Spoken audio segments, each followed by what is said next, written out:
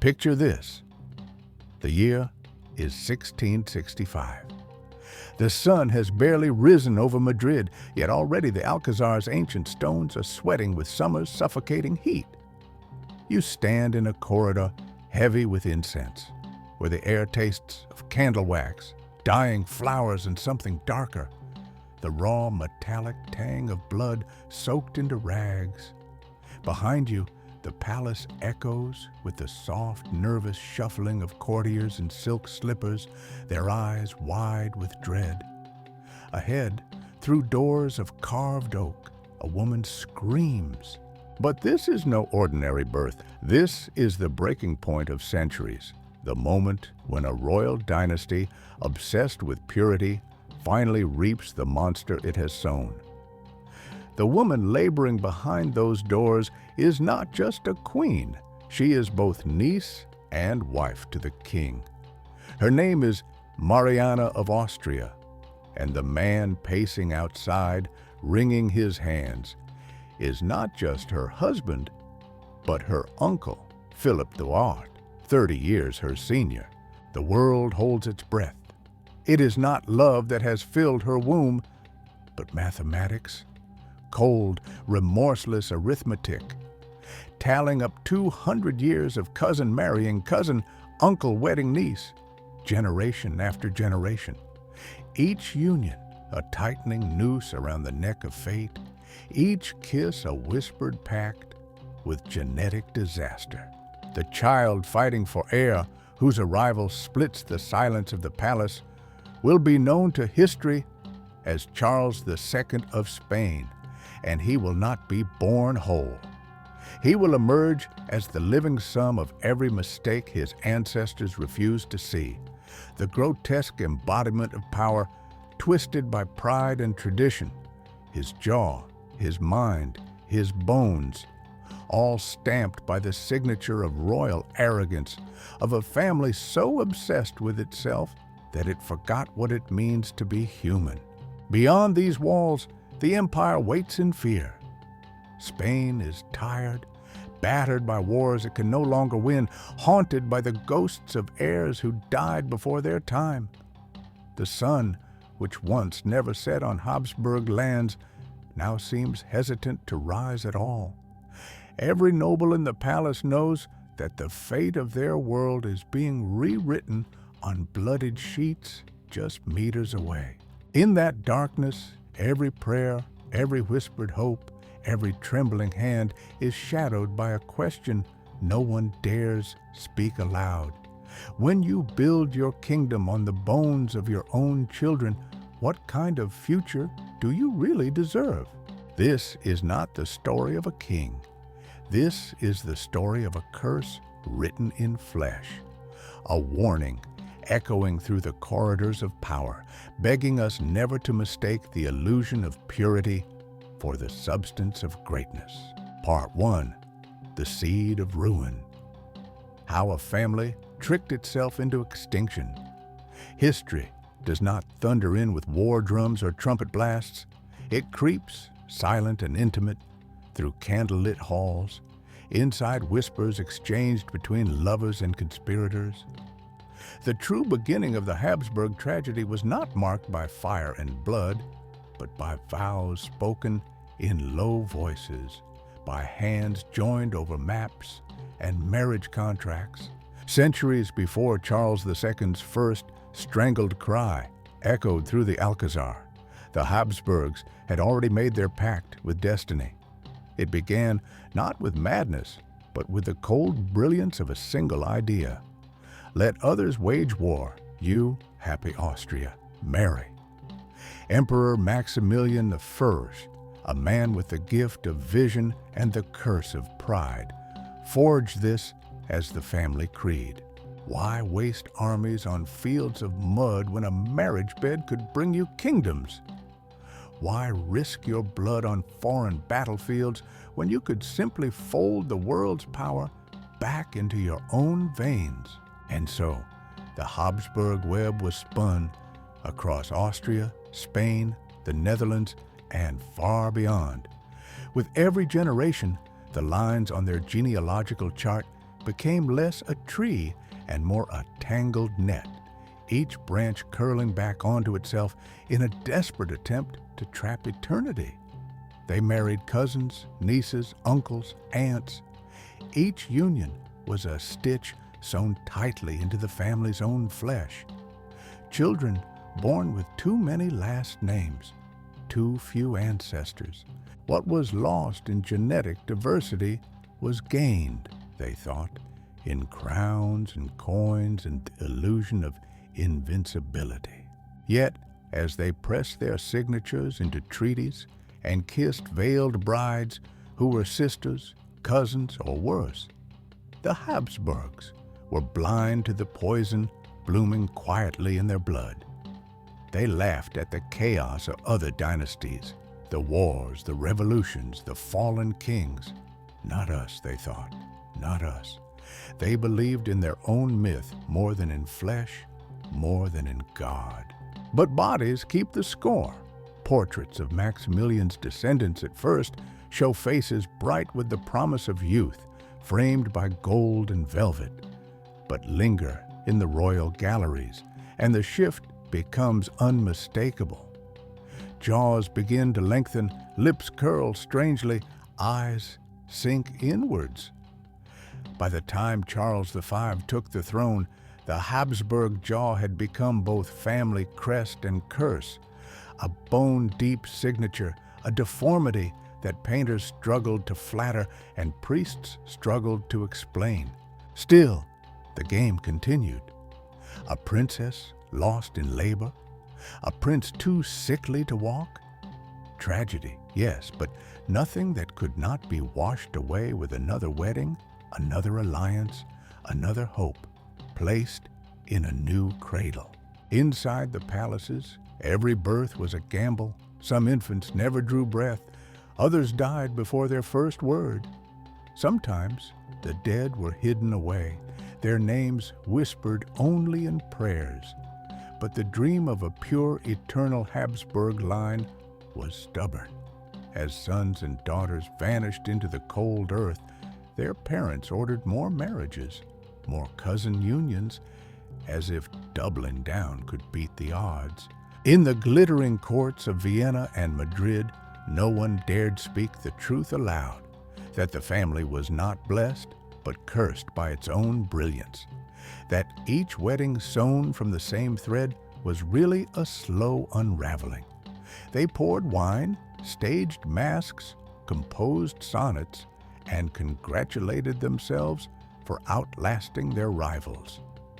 All the while, their empire stretched like an aging tapestry, ornate, massive, and already rotting at the seams. Behind closed doors, some must have wondered. They must have looked at portraits of ancestors with proud jutting jaws and realized that every advantage comes with a price, and that nature cannot be cheated forever. But the Habsburgs were too clever to let doubt slow them down. In their private chapels, they prayed for sons. In their courts, they arranged more marriages, choosing blood over common sense, tradition over risk. With every generation, the family's lineage curled tighter, like a snake eating its own tail. The palace became an echo chamber, full of familiar faces and old secrets, all locked together by love, twisted into strategy. Each new prince or princess was not just a child, but a living bet against the laws of biology, a wager that destiny could be bent by force of will, but the dice were always loaded. And so, even as Spain's empire grew, even as gold flooded in from distant colonies and the sun seemed to set nowhere, the Habsburgs sowed the seeds of their own destruction. Generation by generation, vow by vow, birth by doomed birth. The world watched their grandeur and envied their reach. No one envied their future. In the end, history is not written in victories, but in the secrets kept behind palace walls. The Habsburgs tried to conquer death itself with strategy, tradition, and incest. But every secret, every silence, every forbidden wedding built toward a reckoning, a moment when a single broken child would emerge from the shadows carrying the sins and suffering of an entire dynasty. And that moment is now behind the oak doors of the Alcazar, as the line between power and madness finally snaps. Part 2, The Mask and the Price. Blood on the family crest. The Habsburgs wore their pride like armor, but beneath the velvet, silk, and gold, the rot was already seeping through. For a time, they fooled the world, and maybe even themselves. Painters were commissioned to immortalize the royal line in oil and glory, but every portrait was a battle, the artist against the truth. The longer you look, the clearer it becomes. The Habsburg jaw, at first just a quirk, then a badge, then a wound, raw and unhealing. It wasn't just the face that told the story. It was in the bodies of children born too fragile for this world, in the stammering speech of future kings, in the stifled sobs behind tapestried walls. You can hear the echoes. A boy who cannot walk until the age of 6. A princess whose bones snap like dry twigs. A crown prince whose every breath is a rebellion against nature.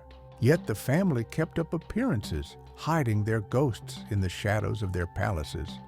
For every lost child, a mass was sung. For every secret, a new alliance. The world saw only the power, the feasts, the pageants, the endless gold from the new world. They did not see the funerals in secret, the mothers weeping into embroidered handkerchiefs, the names erased from the record books before they could ever be engraved on tombstones. By the time Philip II ruled Spain, the mask was slipping. He had 4 wives, one a first cousin, another a niece. He sought power, yes, but at what cost?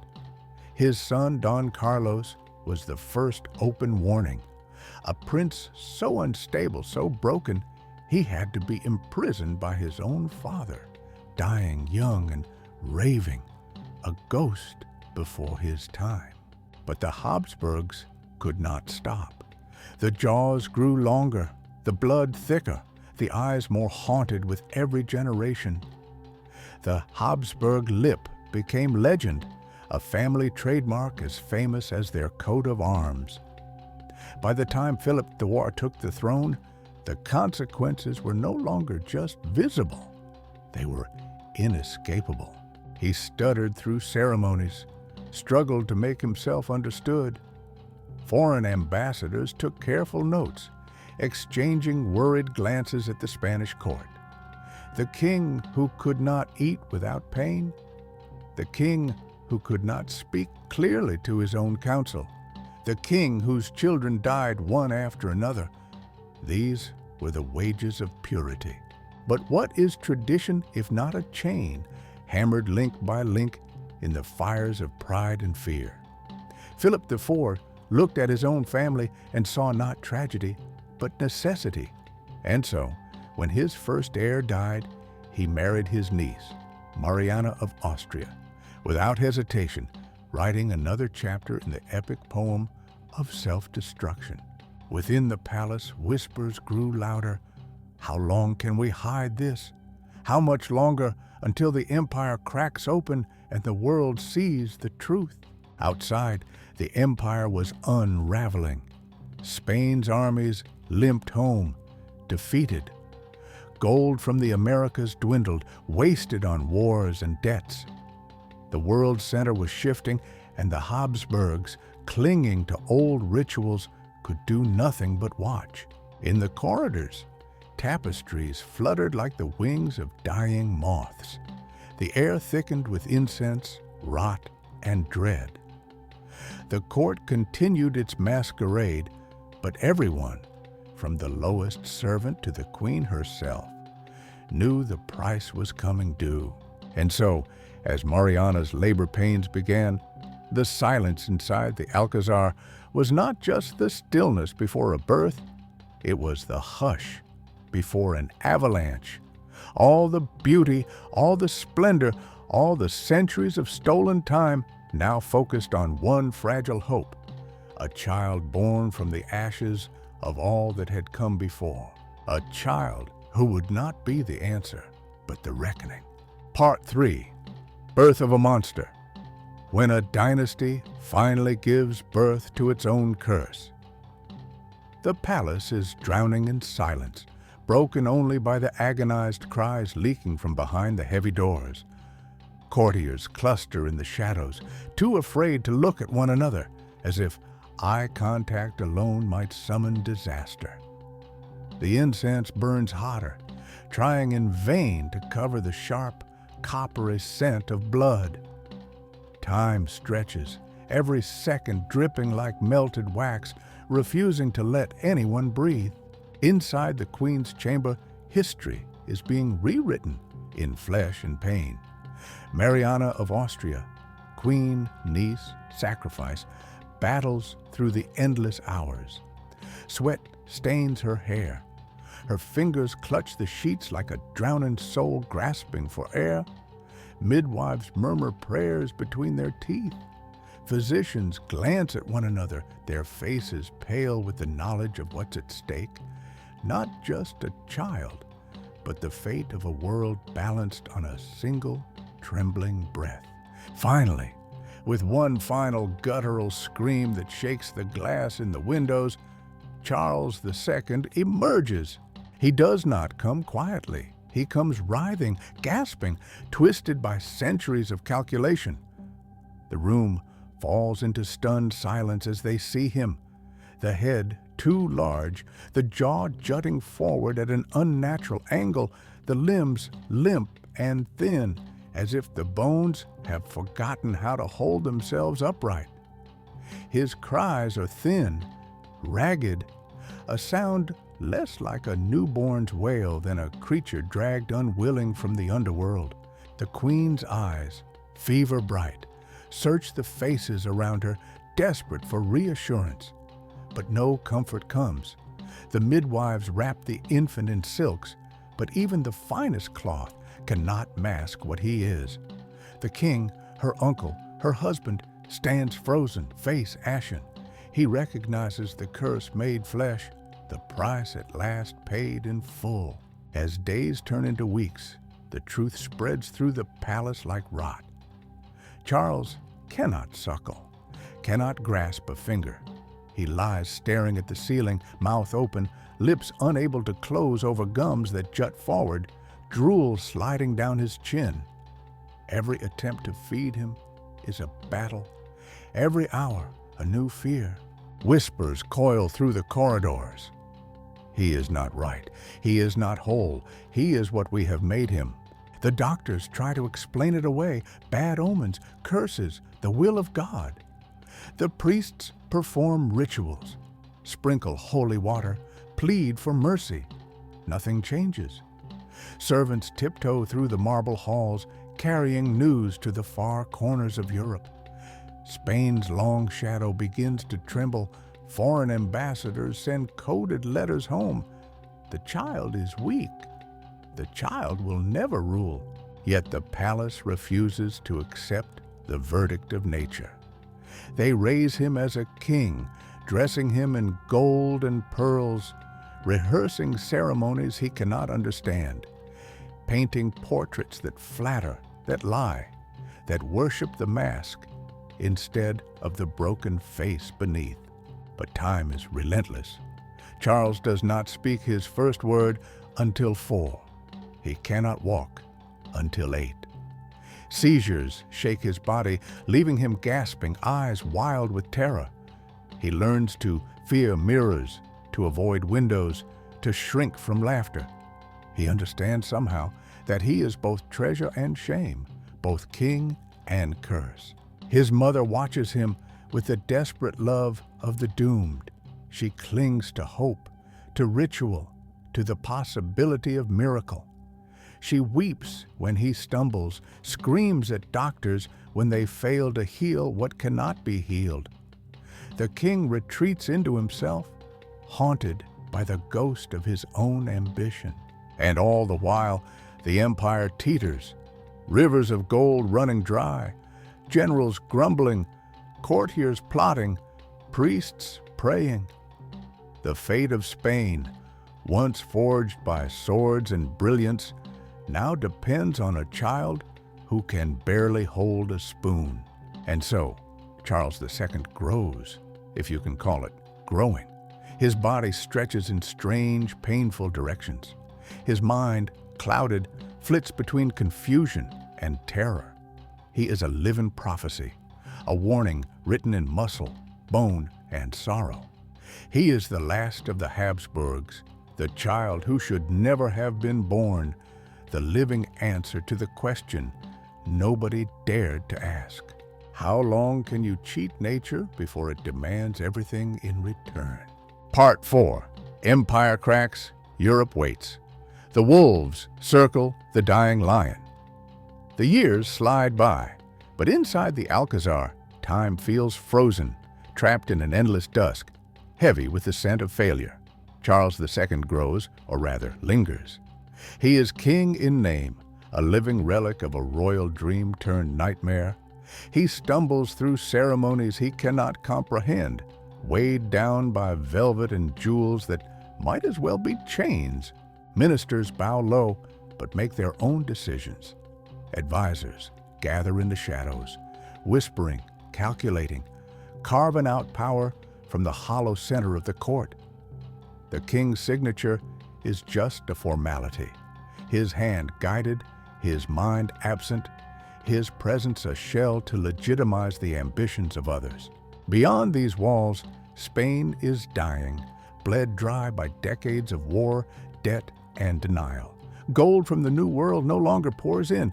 It trickles, almost mocking the memories of past glory. Armies return defeated, provinces revolt.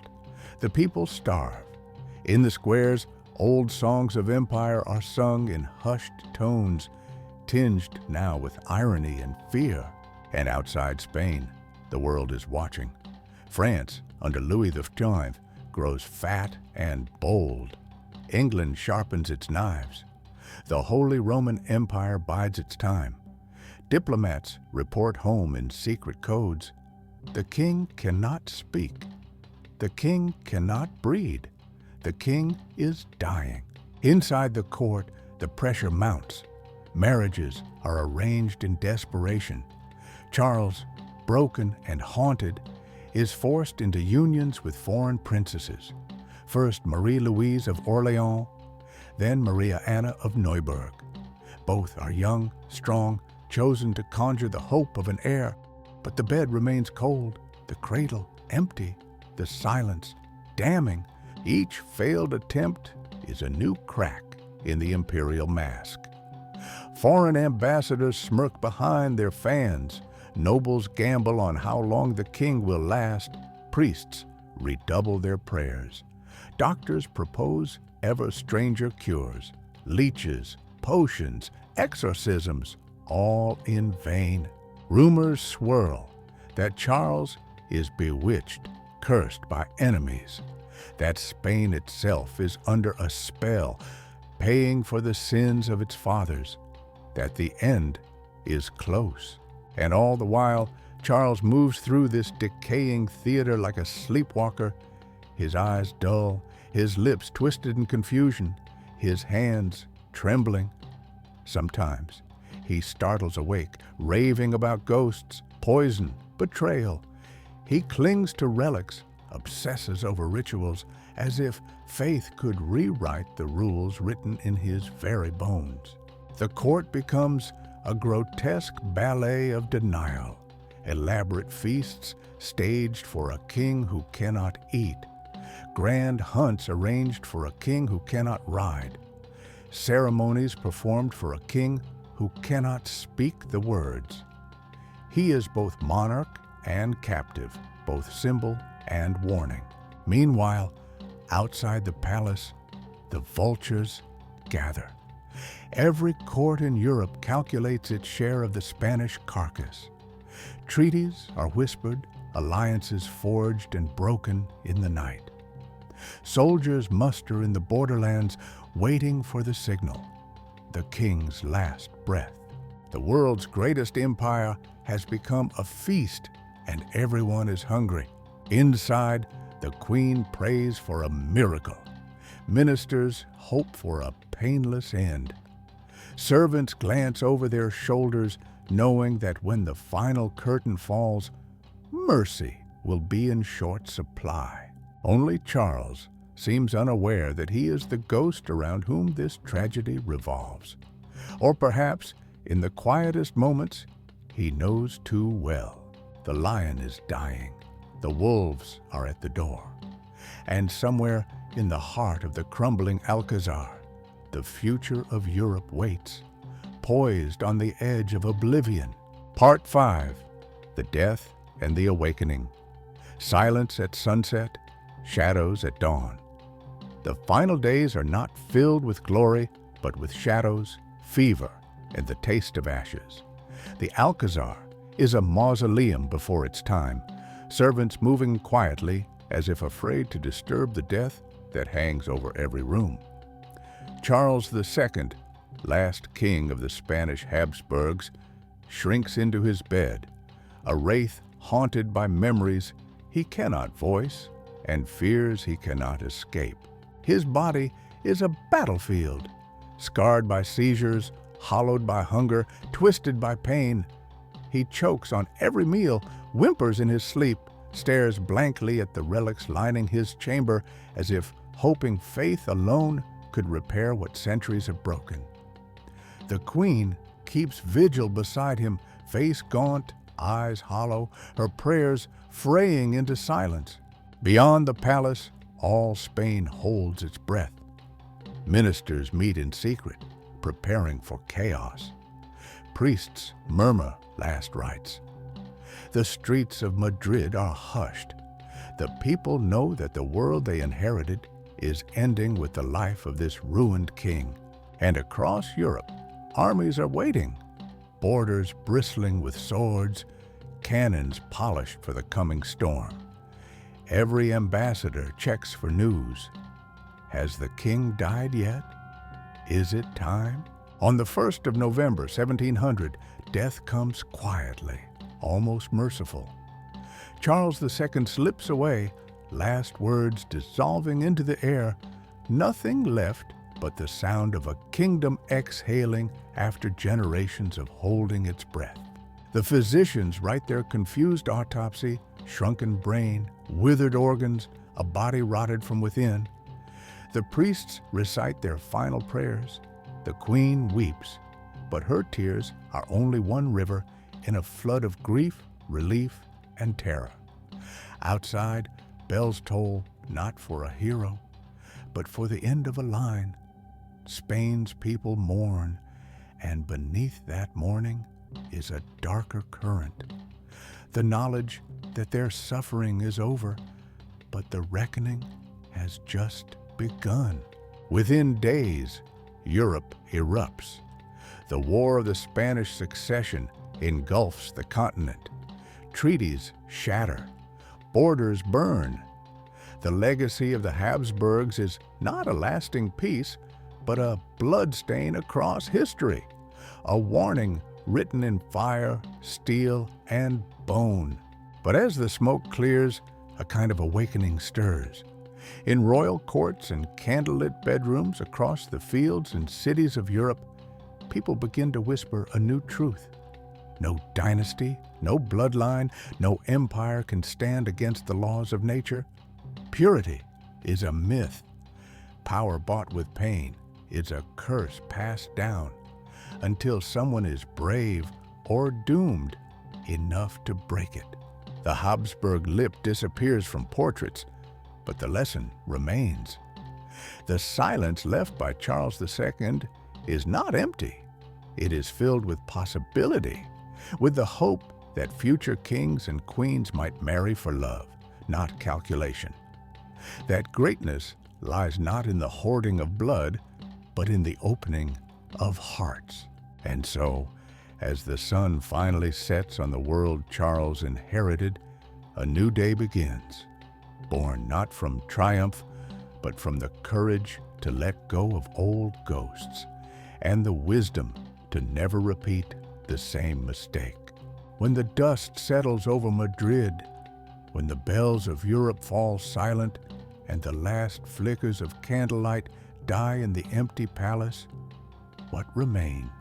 Not the gold, not the crowns, not the sprawling empire where the sun once refused to set. Only a story, a warning, echoing down centuries. This is the price of worshiping blood above love, tradition above mercy, pride above truth. Charles II, born of calculation, raised as a symbol, died as a curse, was not a villain. He was a victim, a living monument to every dreamer who thought they could bend nature to their will, who mistook power for destiny and purity for greatness. His twisted jaw, his broken mind, his stunted life. These are the gravestones of 1,000 arrogant prayers. The world moved on, borders shifted, new kings rose and fell. But deep in the veins of Europe, the Habsburg nightmare lingers, a shadow whispering, never again. Let others wage war. You, happy Austria, marry. But remember, some victories demand a price so terrible, only a fool or a monster would ever pay it. And some monsters are not born out of hate, but out of the love of a family for itself. A love so blind it swallows its own children. That is the end of the Habsburgs. That is the lesson written in bone.